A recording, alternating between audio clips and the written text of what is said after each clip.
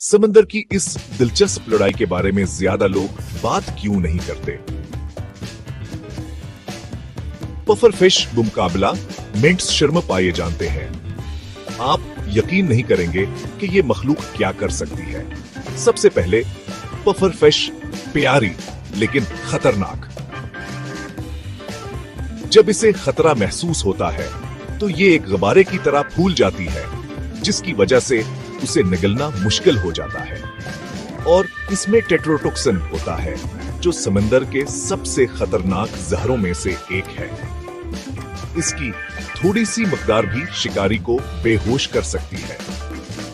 दूसरी तरफ मैंटिस श्रम्प छोटी है, लेकिन इसे कम ना समझें। इसका वार इतना तेज होता है कि ये ऐसे बल्बले बनाता है जो छोटी धमाकों की तरह चमकते हैं, जो शीशे को तोड़ने और शिकार को बेहोश करने के लिए काफी है।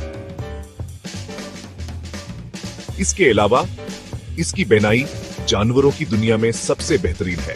ये ऐसे रंग देख सकती है जिनका इंसान तस्वुर भी नहीं कर सकते। तो कौन जीतेगा? कुदरत में ये हमेशा साइज या ताकत के बारे में नहीं होता। कभी कभी दिमाग, रफ्तार और थोड़ा सा जहर ही काफी होता है। समंदर की इस अजीम जंग में आप किसके साथ हैं? हमें कमेंट्स में बताएं।